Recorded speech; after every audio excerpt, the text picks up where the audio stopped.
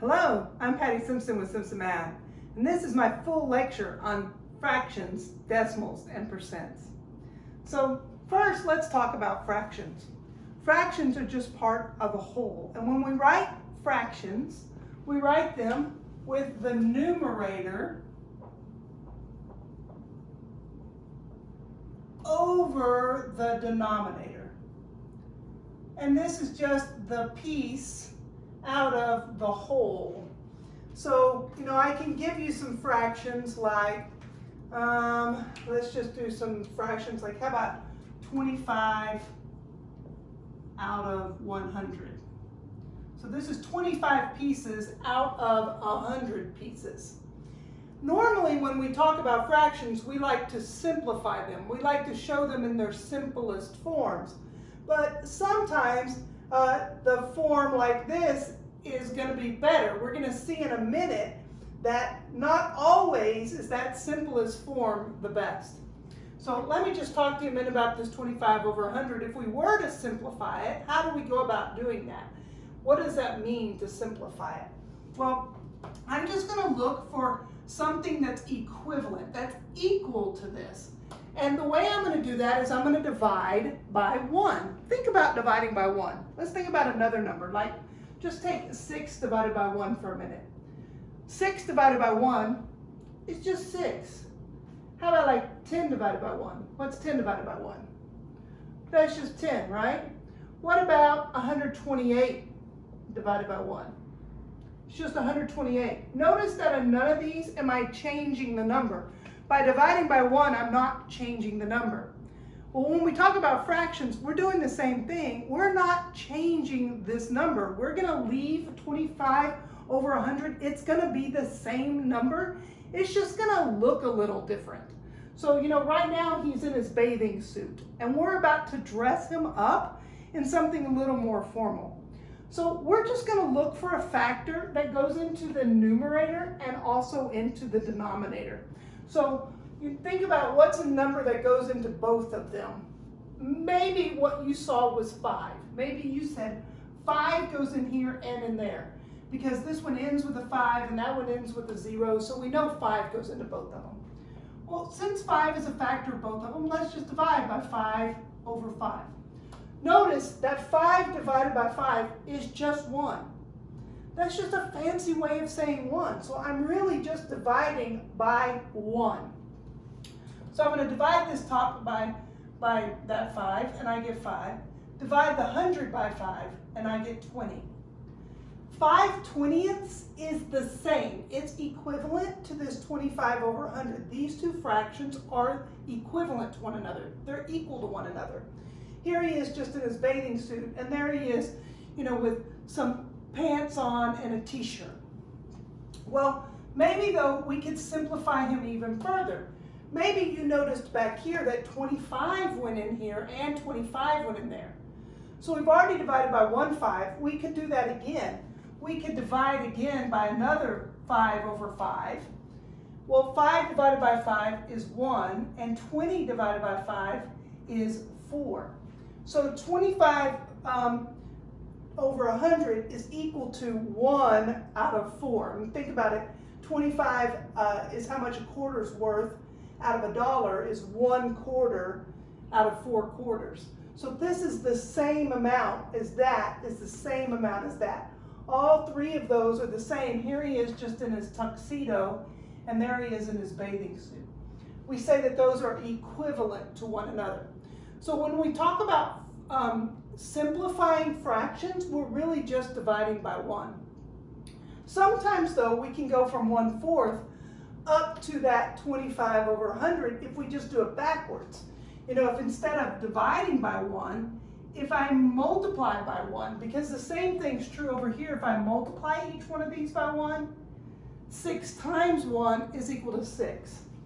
10 times 1 is equal to 10, and 128 times 1 is equal to 128. So multiplying by 1 doesn't change my number. So we can do the same thing here where we multiply by a fancy 1. In this case, I'm going to use 25 over 25. That's just 1. If I multiply by that fancy 1, 1/4 times that fancy 1 was equal to 25 over 100. So again, we're just showing that this number is equal to that number. And we can go back and forth between them by using division and using multiplication. So within this course, you're going to need to be able to simplify fractions. And especially in today's, when we're talking about decimals and percents, we're going to need to be able to go back and forth between fractions with different denominators in them. So little lesson there on fractions with numerators and denominators and simplifying. Just so you know some different factors. I don't know if you know these different rules or not, but here I said that 5 could go into those two numbers because it ended with a 5 and a 0. Let me show you some other ones that we know. Like for instance, I know when something is divisible by 2 if it's an even number. If the last number, the last digit is even. So something like this. I can have a lot of odd numbers. 1, 3, 5, 7, 9. As long as it ends with an even number, 2, 4, 6, then we say that that's an even number and it's divisible by 2. So we know that it's divisible by 2. Divisible by 2 if it is even. So we know it's divisible by 2 if it's an even number. In other words, the last digit is even. Then we know it's divisible by 2. So that'll help when you're simplifying. In this case, I couldn't have divided by 2 over 2 because that one is not even. It's not an even number. Or at least it wouldn't go in there nicely.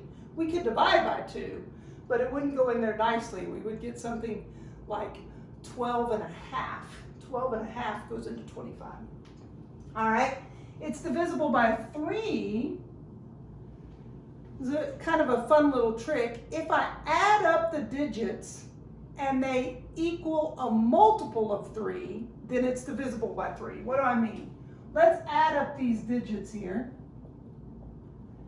So 1 plus 3 is 4, plus 5 is 9, plus 7 is 16, plus 9 is 25, plus 2 is 27. Notice that 27 is a multiple of 3. You know, if you count by 3s, 3 goes in there 9 times.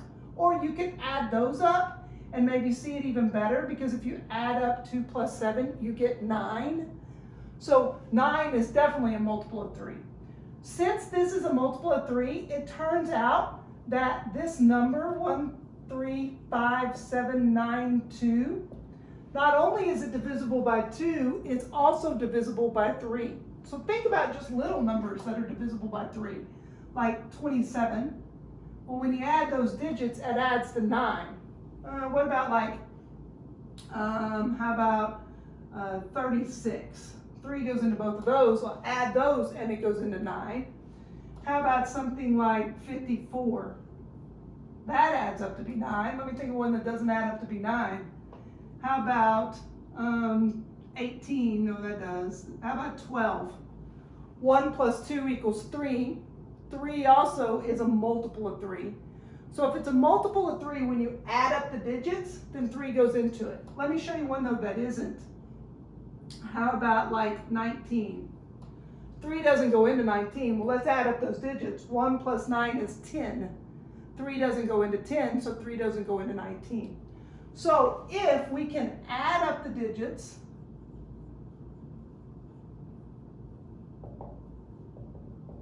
and it's the sum is a multiple of 3, then 3 goes into the number. So that's kind of just a fun trick that maybe you haven't seen before. It only works for 3s, and then it also works for 9s, but it only works for 3s and 9s. That if we add up the digits and it's a multiple of 3, then it turns out it's divisible by 3. So to find out if it's divisible by 4, well, 4 breaks down into 2 times 2. So it has to be even and then when you divide by 2, it has to be even again. So, it's even twice. In other words, once you divide by 2, if I take this and divide it by 2, if it turns out to be even again, then that means that 4 goes into it also. 5, in order for us to find out if 5 goes into it, it's going to end with a 5 or a 0. If it ends with a 5 or a 0, then it's divisible by 5. 6, notice that 2 times 3 gives me 6. So if it's divisible by 2 and it's divisible by 3, then it's divisible by 6. So like this number was divisible by 2 because it was even, and it was divisible by 3 because when we added up the digits, it added up to a multiple of 3. So therefore, 6 goes into that. So it has to meet the 2's and 3's. So 2 and 3's rule. We don't have anything clever for 7. And nothing clever for 7. 8, well, it is 2 times 2 times 2. So in other words, if 4 goes into it and it's still even, then 8 goes into it. Or you can divide it by 3. If you can divide it by 2 3 times, so it's even thrice. In other words, if you can divide it by 2, if you can divide it by 2 3 times, then 8 goes in there. 9 is that same rule. Add up the digits, but the sum is a multiple of 9. So we're going to add the digits. And if the sum is a multiple of 9, then that means the 9 goes in there. And then for 10 goes into a number if it ends with 0. So it's kind of like this 5, but only if it ends with 0. So 10 goes into a number if it ends with 0. So those are just some nice little tricks to know, or some nice things to know about factors, so that as we're simplifying our fractions, maybe that list will help you to know what to simplify by. So a fraction is just a piece out of a whole. We have our part out of our total, our numerator over our denominator. And we can simplify that, and we can also, these two guys are equivalent. All right, so there's a little bit about fractions. We'll do more with fractions later in the semester, but to begin with, let's just know what a fraction is. Okay, then decimals are just fractions with special denominators. So our decimals are always going to have as a denominator a tenth. There'll be tenths, hundredths, thousandths, 10,000ths. So notice that we're just adding a 0 there each time, and that's in our denominator. And then whatever number is up here on top. So for instance, if I have 5/10, I would write that like this: 5/10. This first spot is the 10th spot. So one spot behind my decimal is the 10th spot. So this number and that number are the same thing. These two numbers are equivalent. They're equal to one another. 5/10, 5/10.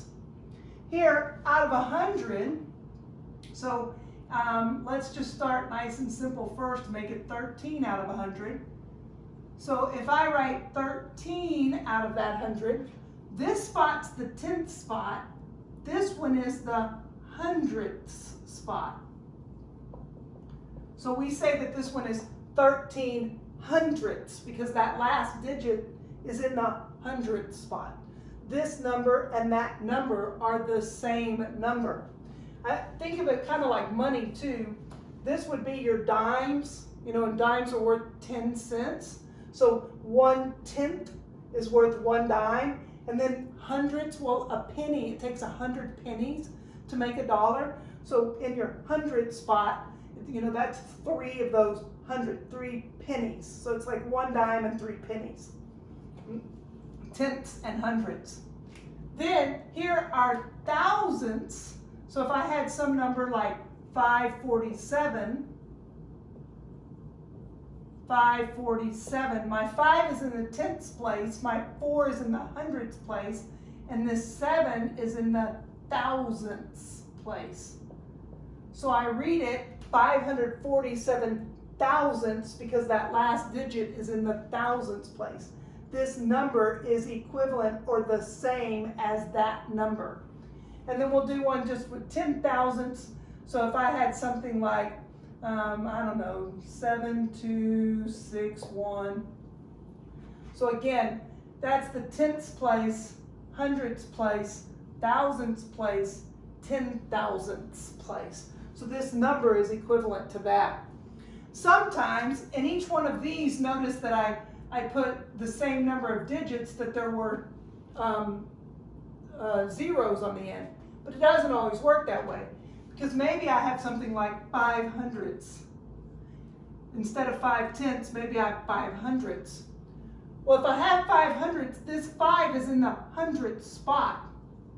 So there's nothing in my tenth spot, and to show that there's nothing in my tenth spot, I put a 0 there. And then the 5 is in the hundredth spot. So this 5 hundredths is the same as that 5 hundredths. I could do the same thing with the thousandths,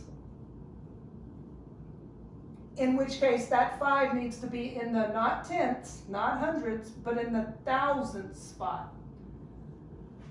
So this is 5 thousandths. This one is the same as that one. So whatever position the last number is in, that's what your denominator is. Now I do need to be a little bit careful with that because I said whatever number, but really it's whatever significant number. Because I could stick zeros behind here and it doesn't matter. So think about it back to money again. This is 5 dimes, or 50 cents, right? Because each dime is worth 10. 5 dimes is 50 cents. I would still write that as 5 tenths because behind it, 5 dimes is the same as 5 dimes and no pennies. So this number is the same as without that 0 on there.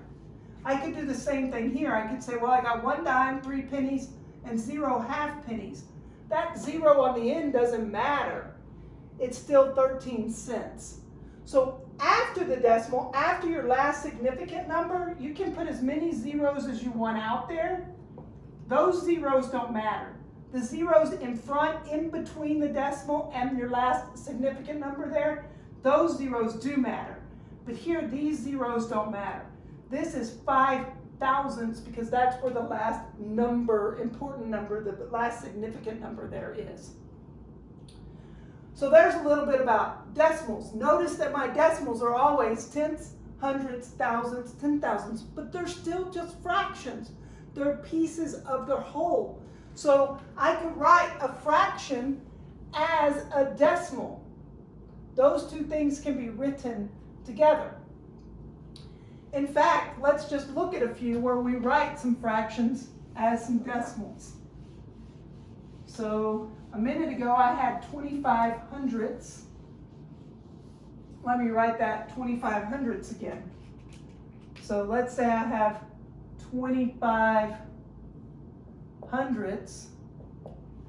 I can write that as a fraction. That's just equal to, this needs to be in the hundredth spot, so tenths, hundredths, tenths, hundredths. This is 25 hundredths. Or maybe I have something like 63 hundredths. Or let's make it thousandths. If I make it thousandths, then again I've got, this needs to be in the thousandth spot, so it's tenths, hundredths, thousandths, 3, 6, 0. What about if the fraction isn't so pretty? What about if my bottom is not 100 or 1,000 or 10? What about if I have something like 1/5? How do I write that as a decimal? Well, I'm just going to turn this into a denominator that is a 10 or 100 or 1,000. So I'm just going to, what can I multiply 5 by to get up to 10? In this case, I can multiply it by 2. Well, I'm multiplying by this fancy 1. So it's 2 over 2 is the number I'm going to multiply that by. That's that fancy 1. So 1/5 is the same as 2/10. See how I created an equivalent fraction with a 10 as my decimal, as my denominator? Now I can write that as my decimal because now I know it's in the tenths place, 2/10. So, you know, if you think about nickels, it takes, well, if I have, it's 20 cents. If you divide $1 into 5 pieces, each one of those is 20 cents. So there's our 20 cents is equal to 1 out of the 5 pieces of my dollar. Not so much a nickel. It takes 20 nickels to make $1. So that was the other way to go with that. Okay, so there's a little bit of work on decimals. Well, sometimes our numbers don't go so nicely into it. So, you know, both of those, this one I could make into 10. These already started with 100 and 1,000. And maybe I even have another one where we can make it go to 100. Like, what if I had something like 1/50th? I could turn that one into a decimal too because it's nice and easy to turn into a decimal because I can make that my denominator into 100. 50 times 2 gives me 100. So that's the same as 2 out of 100. So I have to be careful in that one. It's not in the tenths place, it's in the hundredths place. So 2 100ths. 2 hundredths there. 2 hundredths. But what happens when I can't make it so nicely into a 10 or 100 or 1,000? Then what do I do? So let's look at one that maybe isn't quite so nice. Like, what about 3/8? You know, if I multiply this to get to 10, it doesn't go nicely into 10. Into 100, it doesn't go nicely into 100. Maybe it goes into 1,000, but it's starting to rack my brain on what I need to multiply by to get that. So another way to turn a fraction into a decimal is to simply just divide. So we can just take our numerator and divide by our denominator. So let's do that. Let's just take the numerator, 3, and divide by the denominator. So I have 3 divided by 8 there. So 3 divided by 8, well, 8 doesn't go into 3. So I'm going to add a decimal and a 0. And now I'm going to divide. 8 goes into 30. Well, it goes in there 3 times.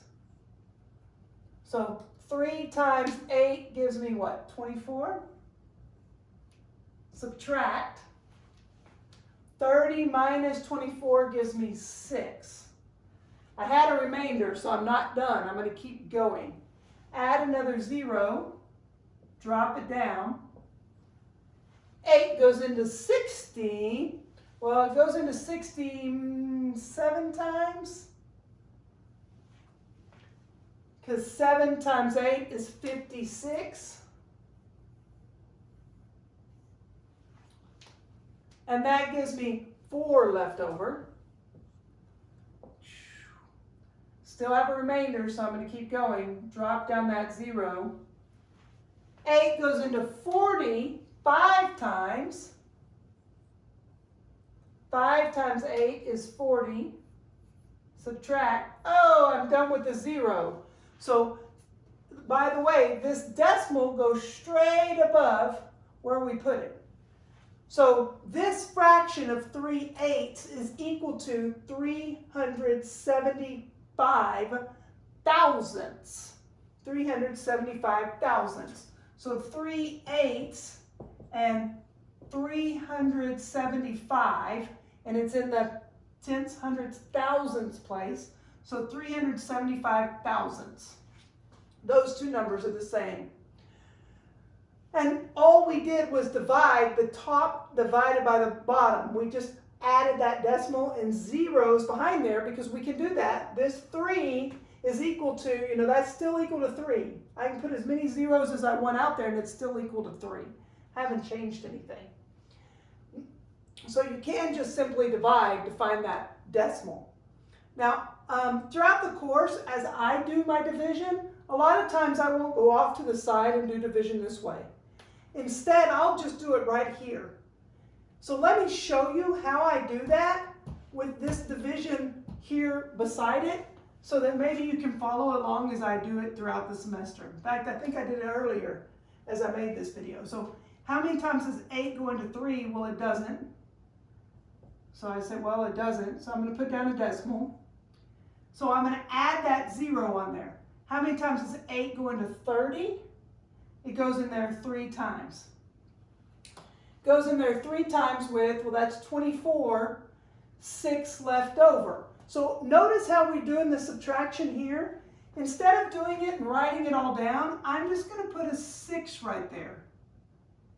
Now, I need to add another 0, just like I did there. 8 goes into 60 now, 7 times. And then I'm thinking in my head, 8 times 7 is 56, so that's 4 away. So I'm going to write the little 4 right here, add another 0. 8 goes into 45 times. I'll do this more throughout the semester. I'm basically doing the same thing that we do here. I'm just doing it without writing it down in pieces like this. So you'll see me do that over and over again throughout the semester. As you see it more and more, it'll be more and more clear.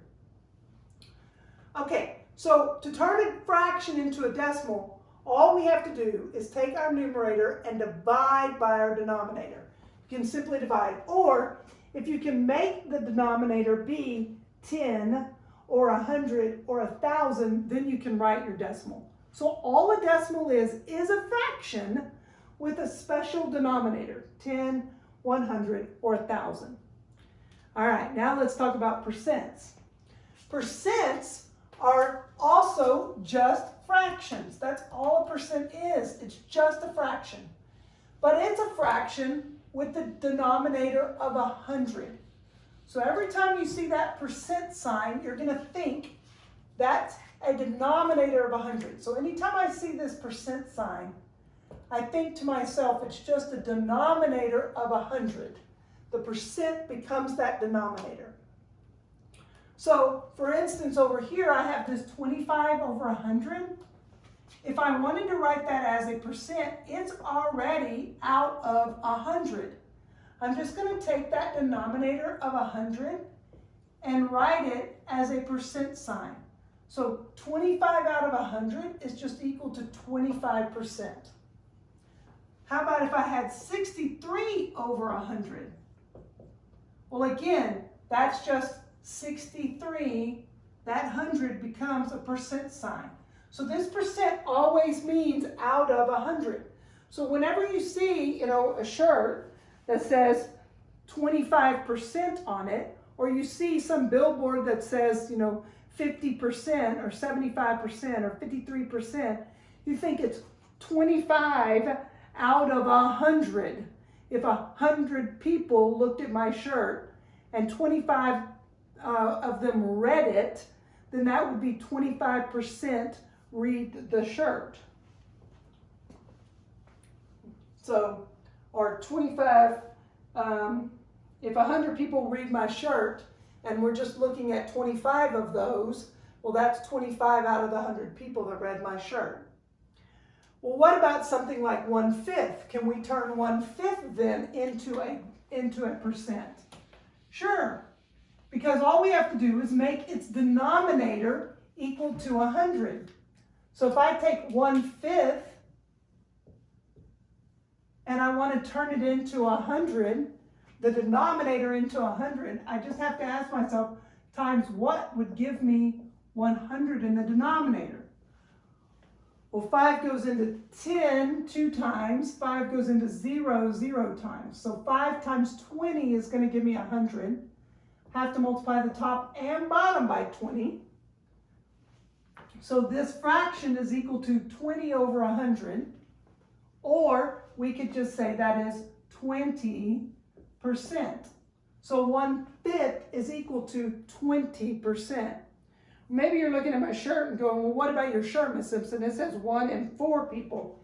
Let's make that into a fraction, 1 in 4. Well, if I want that to be a percent, how did we get the 25%?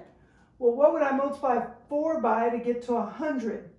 Remember, there are 4 quarters in a dollar, so 4 times 25, each quarter is 25 cents, makes 100.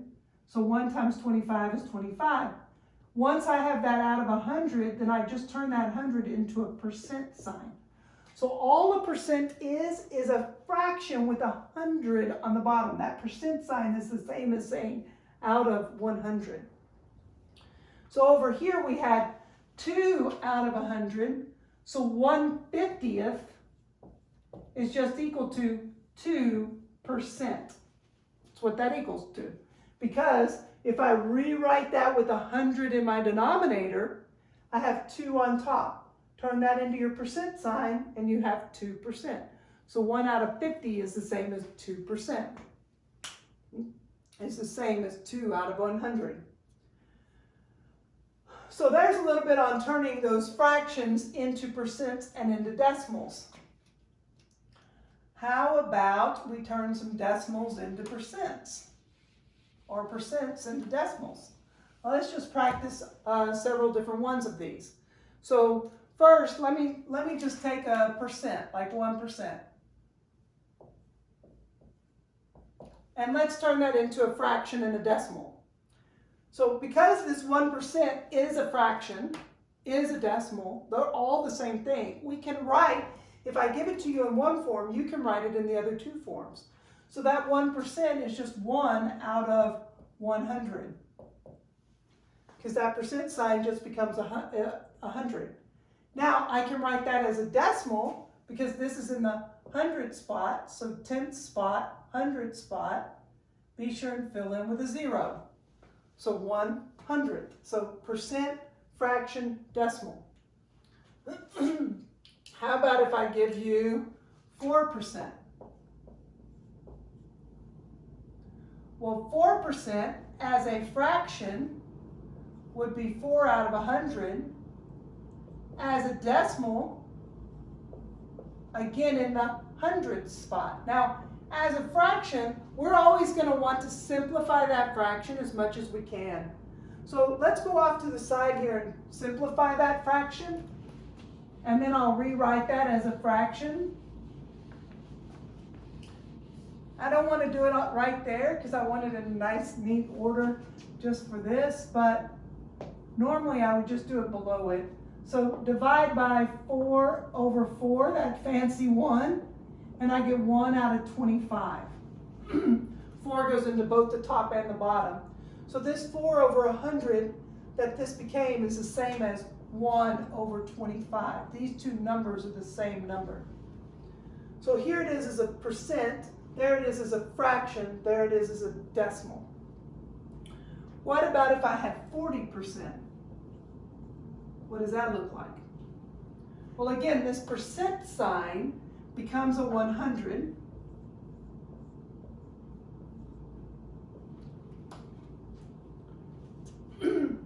And 40 over 100, we could do that again.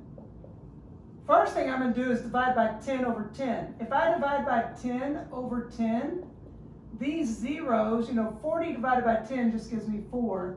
And 100 divided by 10 just gives me 10. So those zeros just kind of went away. They simplified. And then I could divide the top and the bottom by 2 because both of those are even, and I get 2/5. So 4 divided by 2 gave me 2, and 10 divided by 2 gave me 5.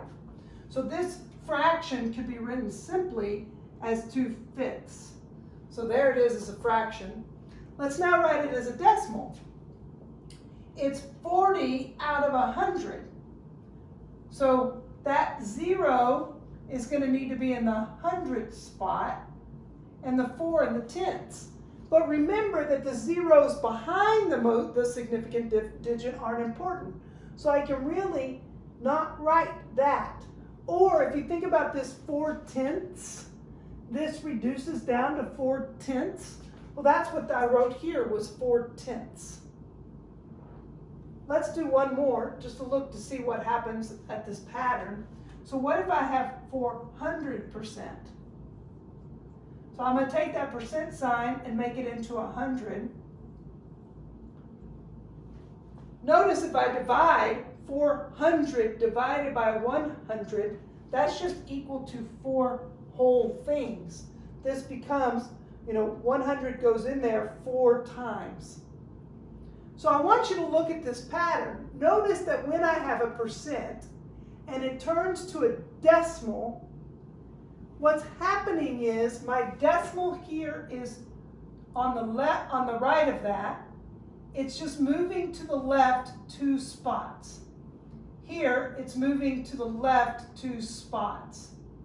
Here, it moved to the left 2 spots because that 100 spot is out 2 spots. So I'm just moving my decimal over to the left 2 spots from 4% to 400ths, 40% to 4/10ths, and 400% to just 4.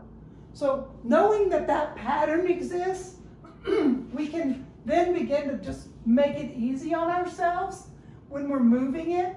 So if I have something like 42% and I want to write it as a decimal, instead of having first to write it as a fraction, I can just go, that's out of 100, so I need it to be hundredths. So it's really just 0.42, 42 hundredths. That decimal moves over 2 spots. Or if I have something like 6%, instead of first writing it as a fraction, I just say, look, it's going to be in the hundredth spot. So 0.6 over 2 spots. And I can even do it if it's something not pretty. Like if I have 42.8%. Well, this part is going to be moved over 2 decimal places. This is just going to move over 2 spots so that it becomes 0.428. This number is the same as that number. Let me show you with the fraction how that's true. But we know now from our pattern that it's just going to move over 2 spots. But I'll show you this 42.8 over 100. This over that. I'm like, it's got that decimal on top. How am I going to deal with that decimal when I'm trying to turn it into a decimal? Let's multiply the top and the bottom by 10. If I multiply this top by 10, then it moves that decimal over this direction 1 spot, so that I have 428 over 1,000. So sure enough, it goes out to the thousandths place. Don't believe me on that? Let's try it.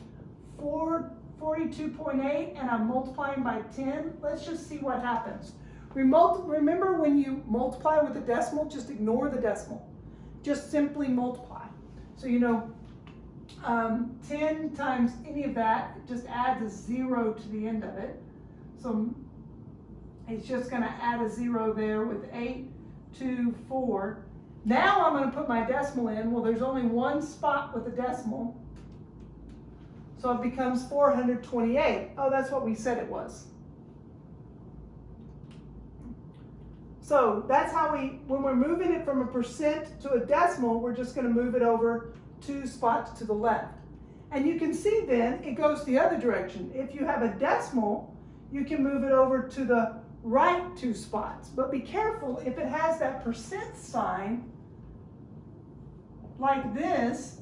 Again, we're just going to move that over 2 spots to the left. Move it that direction, just like we did here. Over 2 spots to the left.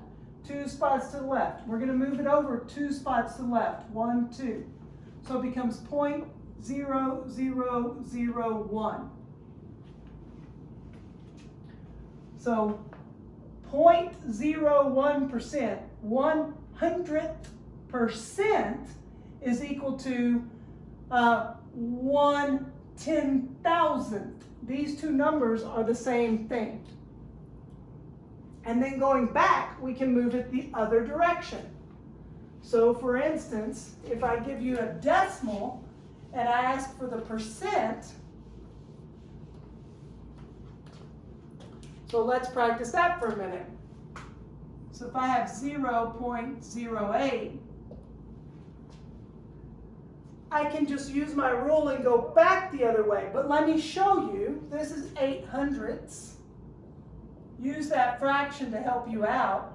800ths, well, that 100 then just turns into a percent sign. So notice how my decimal this way moved back to the right 2 spots. Now 800ths we would simplify, divide the top and the bottom by 4. So divide that by 4 and you get 2. Divide that by 4 and you get 25. So I've simplified that fraction. Those two fractions are the same fraction. What about if I have 0.8? Again, what's going to happen is I'm going to move that decimal over 2 spots. Or this is 8/10. That's in the 10th spot. If I want to make it into 100, you multiply the top by 10, multiply the bottom by 10, and notice it's equal to 80%. If you're simplifying, you go, well, let's get rid of that zeros, divide by 10, divide by 10, divide by 2, divide by 2. This fraction and that fraction are equal. So these numbers are all equal to one another. 4/5 is the same as 80%, is the same as 8/10, is the same as 8/10. All of those numbers are the equivalent. They're all the same as one another. One more of those. What about if I have 8/1000ths? So again, I've got 8/1000ths, and I want to make that into a percent. We'll divide by 10, and you end up with 0.8 over 100. Or you can think of it as moving your decimal to the right 2 spots. Each time we've moved it to the right 2 spots. So to go from decimal to percent, you move it to the right 2 spots. To go from percent to decimal, you move it to the left 2 spots. Simplify this. 2 goes in there 4 times, or actually 4 goes in there. Does 4 go in there? Let's try. 4 goes in there 2 times. 4 goes into 125 times. 4 goes into 0 times. Oh, look, it can simplify more. So that means 8 could have gone into 1,000. So 2 goes in there 1 time. 2 goes in there 125 times. Because 2 goes into 2 1 time. 2 goes into 50 25 times. These numbers are all equivalent. They're all the same. So we've done some changing fractions to decimals to percents and vice versa. Let me do one word problem and show you with words how you might do all this. So some situation where we just out in the real world and we find out that typically, maybe we find out that typically 7 out of every 10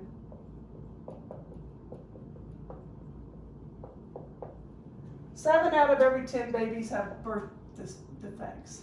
Babies have birth defects. You know, most of them aren't major, they're just little ones, but maybe 7 out of every 10 have some sort of birth defects at this certain hospital, at River Creek Hospital. It could be something like a hole in their heart that's little bitty that when they get older, it goes away. Or it could be something like, you know, who knows, the little tail on the back, or, you know, just some little defect. So I want to know what percent of babies at that hospital have a birth defect.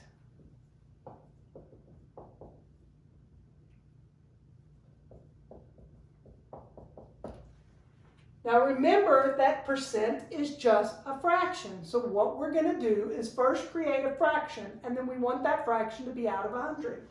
So I'm just going to take my 7 out of 10, make a fraction, and then I want my denominator to be 100. So multiply both the top and the bottom by 10 to get 70 over 100. So this 7 out of 10 is the same as if we had 100 babies born, we would expect 70 of them to have birth defects. Or you would say 70%. So this number is the same as that number. Notice it no longer has that denominator on bottom. And up here I'm not writing the percent sign because the percent sign means the line over 100, that vinculum over 100. All right, well, what if I asked you what percent don't have birth defects? What about what percent of babies do not have birth defects?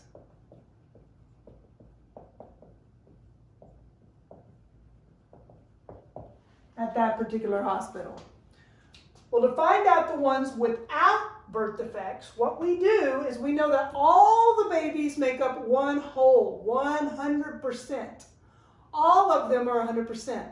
So we're going to take away the ones with birth defects. So 100% of the babies is all of them, because it was out of 100. And we're subtracting the 70 that had them. So that gives me 30%. Or if it's 7 out of every 10 that do have them, that means there are 3 that don't out of 10. Well, 3 out of 10 would be equal to multiply top and bottom by 10, and you get 30 out of 100, or 30%. So if 70% do have, then 30% don't have. So 100% makes up the whole thing. Last but not least, with this knowledge, if I know if 500 babies are born at that hospital,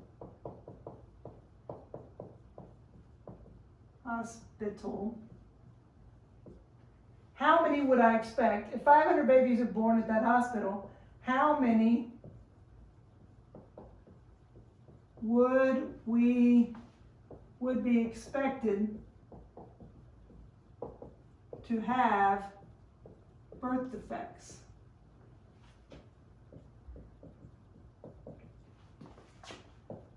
So instead of having 100 babies, I have 500 babies.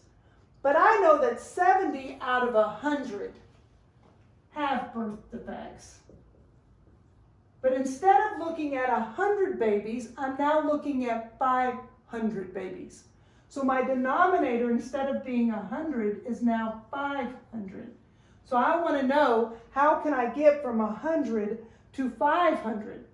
Well, I would multiply this by 5 to make that equivalent fraction. And if I multiply my denominator by 5 there, I need to multiply my numerator by 5, because this is just a fancy 1.